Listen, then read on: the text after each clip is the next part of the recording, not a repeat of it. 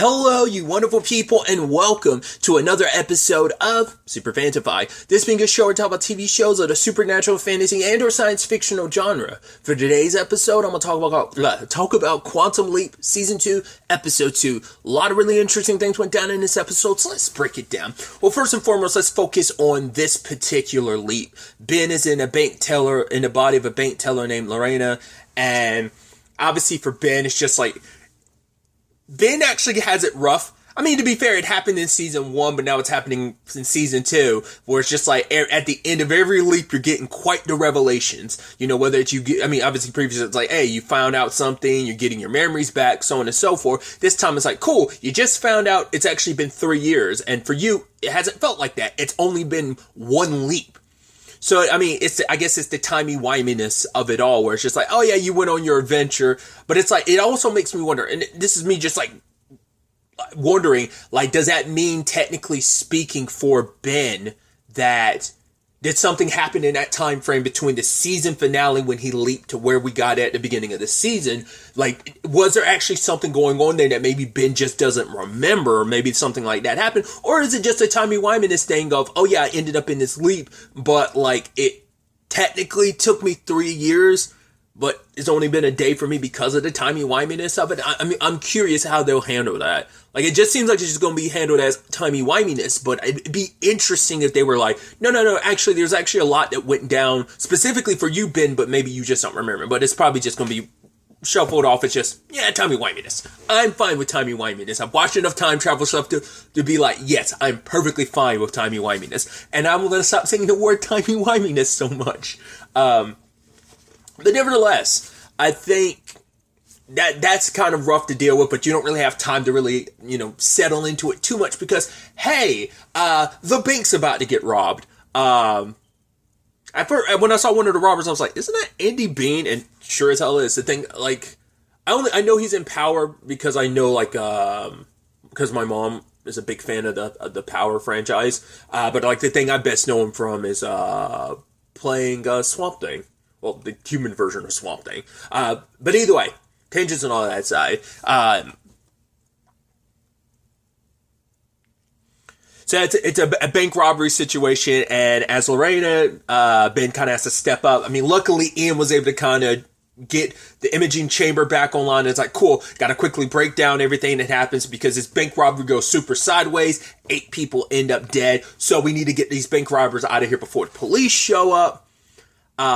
Also, the bank manager, I guess it's just like the shock of it all made him pass out. Cause like I don't think we ever actually cut back to him afterwards, but like Andy Bean's character, like pistol whipped his hand and he was in so much pain. And I guess he fell into shock cause he got so scared. And it's like, okay, cool. Cause he's also the one who like hit the silent alarm. Obviously it's, his job to do that. I'm not trying to fault him for that, but it's kind of like, yeah, it kind of fell on, Rebecca and Lorena because of that. So that's interesting.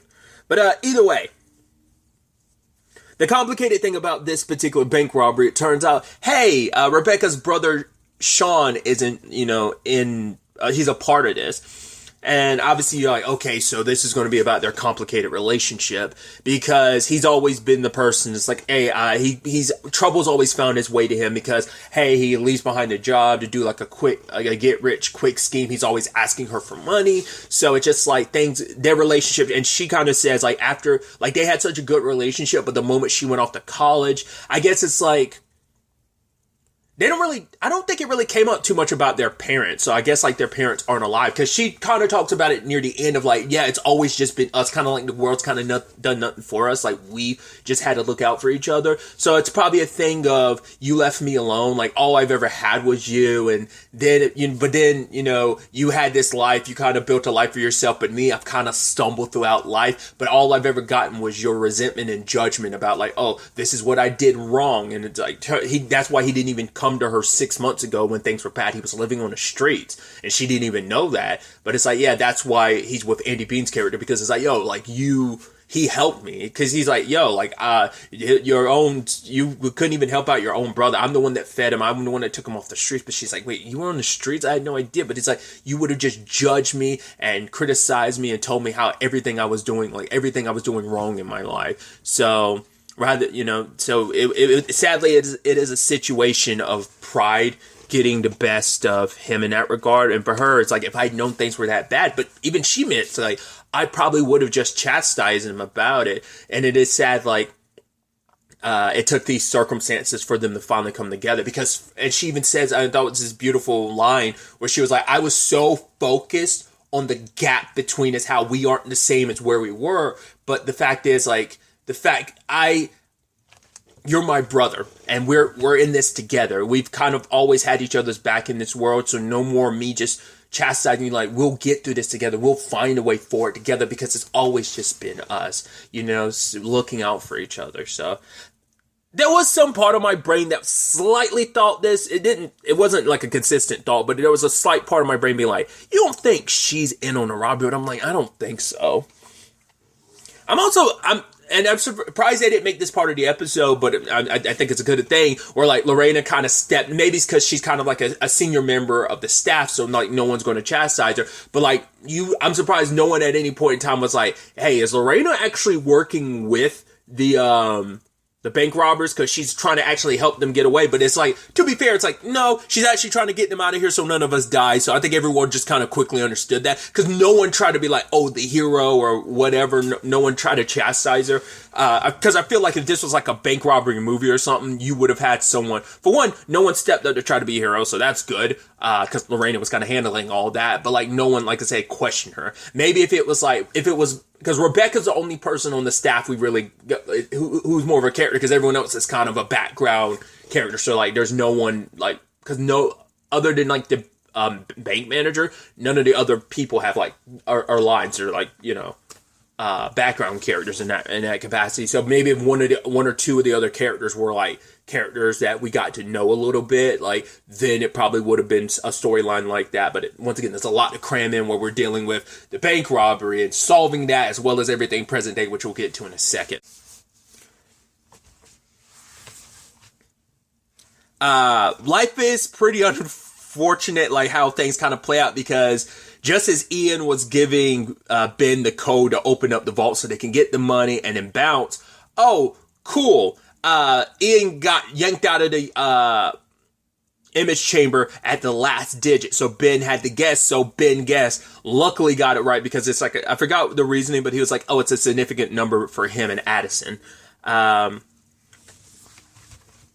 But then it turns out they had a plan of, like, okay, we're going to do this because it happened at a different bank, which, to be fair, I was like, at first I thought Hongdu was going to be mad at, I was about to say Lorena, but yes, Lorena, but Ben, for saying, like, oh yeah, the FBI always has, like, 2 helicopters. I know, because there's this whole bank a similar heist situation happened in this other area, and the bad guys were able to get away.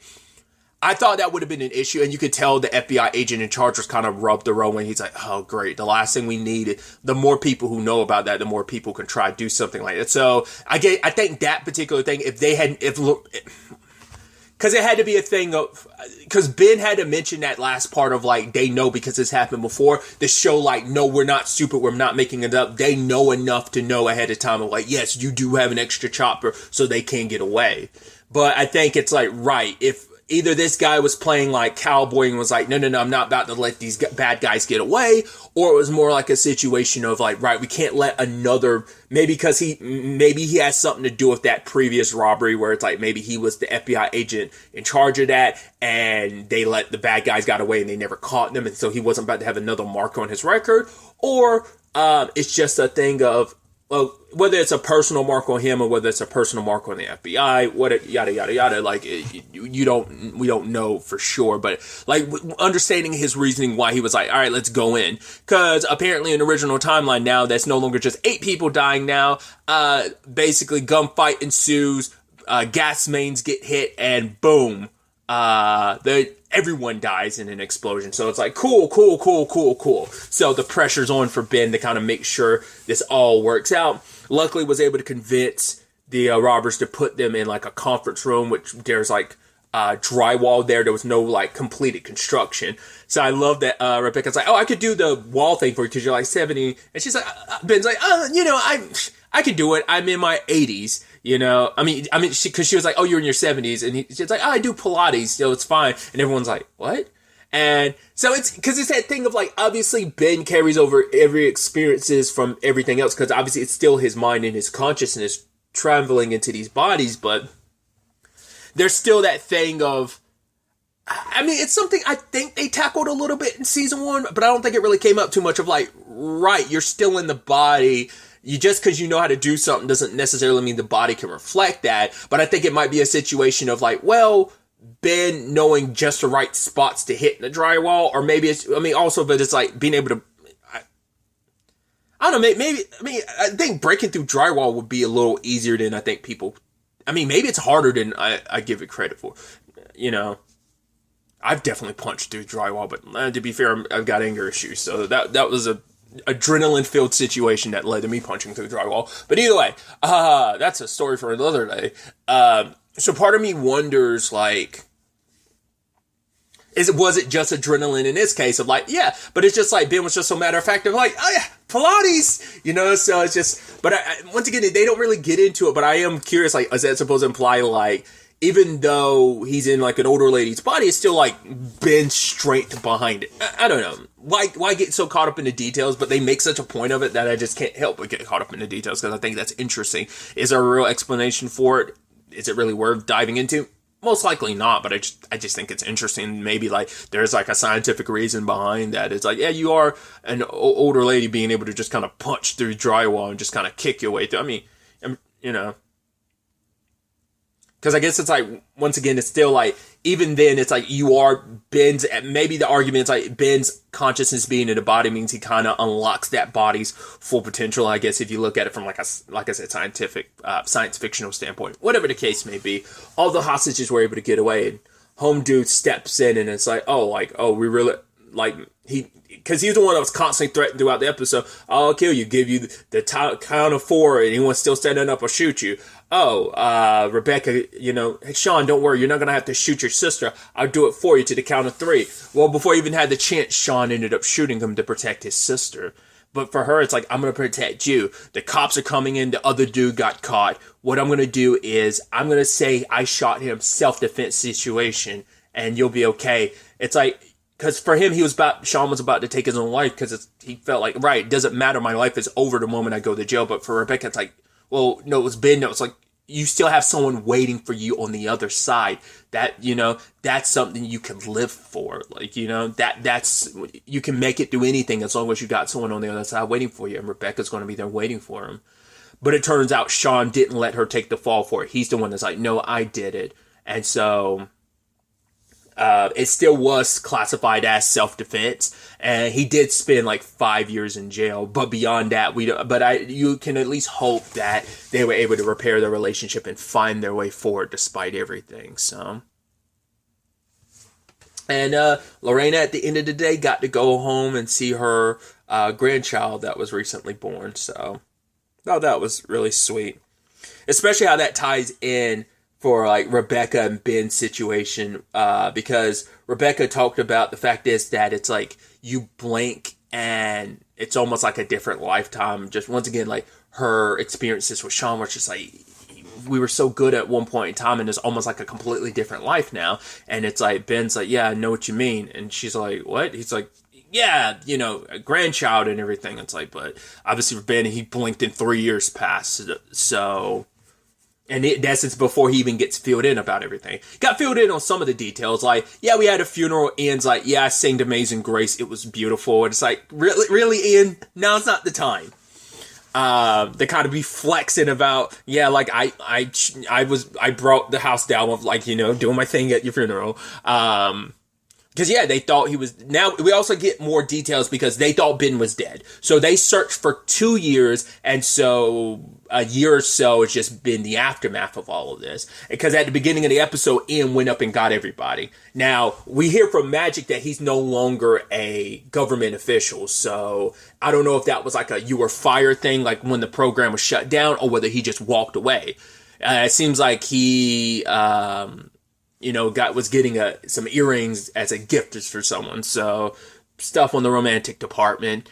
when we caught up to Jin, she was playing cards with someone, so we don't know what that's all about. And the fact is, like, Ian just casually showed in there. I think it's going to be interesting because Jin brought up something which I thought was fascinating, because Ian's justification was like, yeah, I left one of the computers on when they told us to shut down the program, and it's just a 1 in a million chance. Ended up finding Ben, until Jin shows up later and she's like, Ian, why'd you lie to them? So I think Ian and Jin are probably a lot, like, because who was the first person that Ian went to? It was Jin. So it makes me wonder, however Ian, because it seems like it might have been some shady means in the, like, either like, because if it was just a thing of like, no, like, I've been like monitoring, I've been keeping locked into this whole situation, which could be the case, but that could be where Jin comes into play, because, I mean, obviously, like, Ian's the genius that knows all this like high-tech stuff, but don't discount Jin, because she's a tech person too, because she's a hacker. So she could have been the one that ended up helping Ian. Like, either she had the connections that helped Ian. So like I said, it seems like it's some shady ways around which Ian found out was able to locate Ben after all this time. So, and once again, Jin was the first one they got, as well as Jin was also the only one that figured that out. So it has to be a thing of, right, why else would she already know, like, okay, you're lying to Addison and Magic. You're going to have to tell them the truth, because secrets don't stay secret here for long. So I'm like curious, because I think that plays neatly into the other elements of like, well, it's been 3 years. So obviously they were keeping this job for the past 2 years. But I mean, for 2 of those 3 years, but we also don't know what happened in those 2 years, because Addison says like those were a dark time for her. Understandable, but we don't know what that was like for the rest of the team, and also what they might have been doing at the same time. Maybe it's only in that 3rd year where everything changed for everybody, or maybe who knows what changes were happening in those 2 years, and you know, so that's something to be considered, because like I said, Magic's no longer a government official. We don't know if Jin's kind of tiptoed back into her hacker lifestyle to some extent. So, like I said, maybe that's also where Ian kind of found her. Like, who were the people she was kicking it with, playing cards with? We don't know. Because she did do that whole thing with Magic, where she was like, Magic, turn around. He's like, what? She's like, yeah, you don't want to be caught seeing me do this thing, because, you know, you have plausible deniability if I get caught. And he's like, fine. You're lucky I'm not a government official anymore. So that's why I'm like, that's why I feel like she's probably, I mean, to be fair, she kind of skirted that line already last season, but I'm sure, like, even more so, like, she might not even officially be I'm sure maybe, I don't know, I'm sure a lot of her, like, deals are still in place.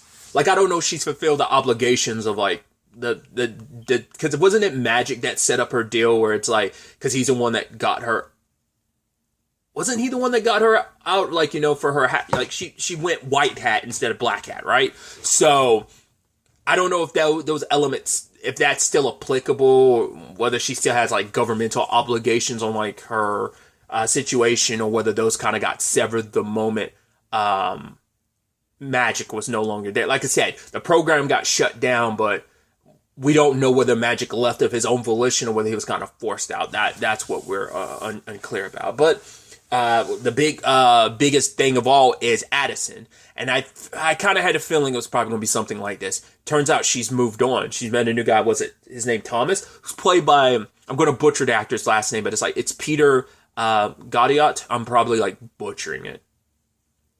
I wonder, would it be almost kind of like Gal Gadot, or like, because his name is spelled similar, but it also has an I in it. It's like Gadiot, whereas hers is just Gadot. So I'm wondering, is like the I supposed to be silent or not? I'm probably butchering it either way. Funny enough, it's like, just once again, Yellow Jackets. He was Adam, but more recently played Shanks in a live action One Piece. I was like, oh, that's so dope. It's almost weird seeing you with your black hair, because I'm so used to seeing you with your red hair now. I mean, yes, he was only in like 3 episodes, but still.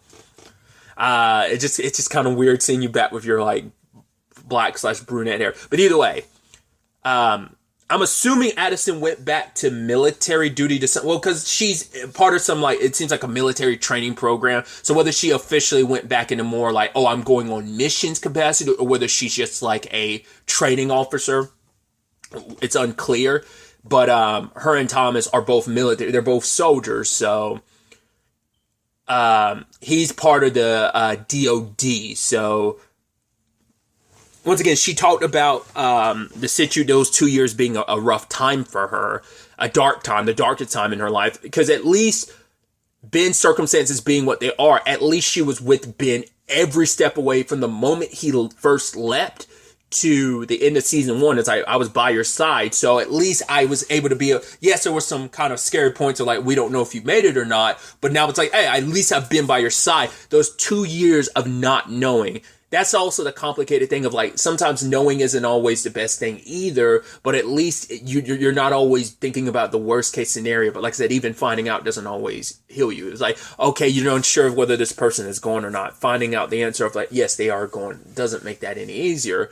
But for her, it was a situation of like, yeah, like Ben was dead and they just kind of had to accept it, you know. And I'm sure that tears up Addison on the inside too, because she's like, I don't want Ben to feel like I gave up on, because like, once again, they gave it 2 years and they didn't walk away because they needed, I mean, maybe Addison needed to, and I'm not trying to judge her for that. It's like, he was gone for 2 years. There's just a certain time where you just have to sadly accept it. It's like, we haven't gotten even a hint at that point in time on where Ben was.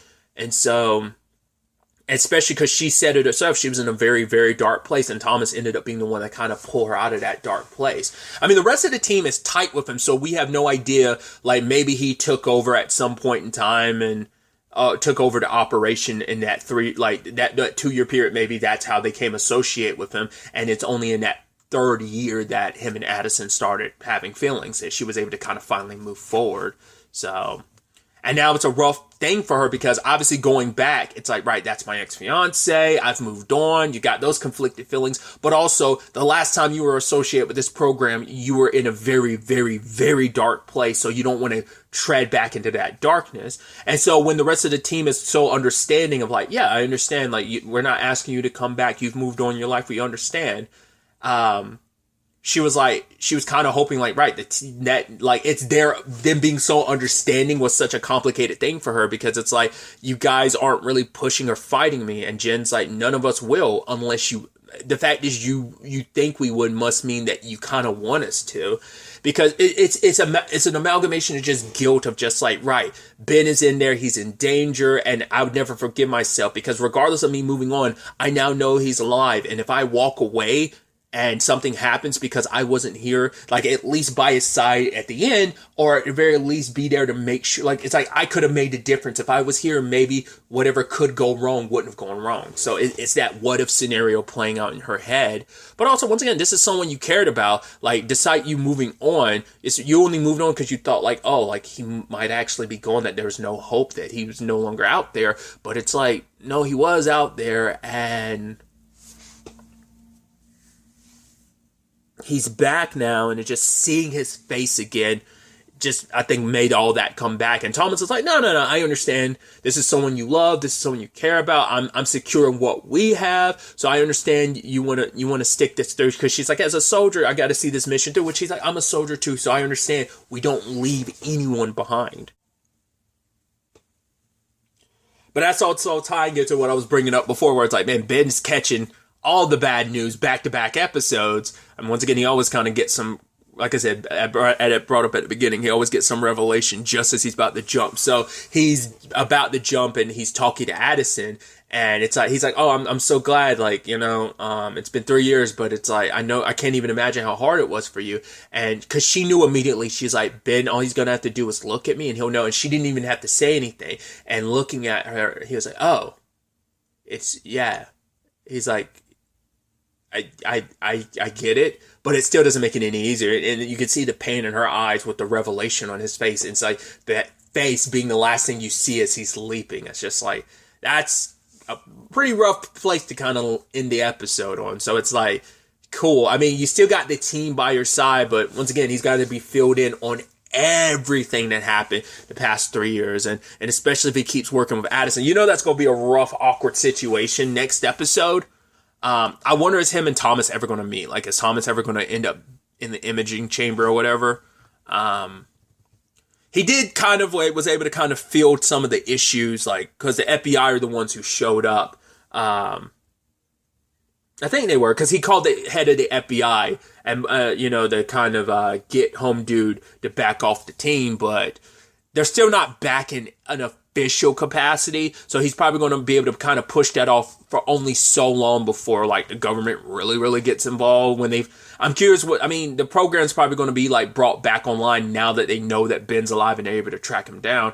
Once again, that also ties into, well, eventually the secret's probably going to come up about whatever means Ian used to find Ben after all this time. So there's a lot to kind of digest.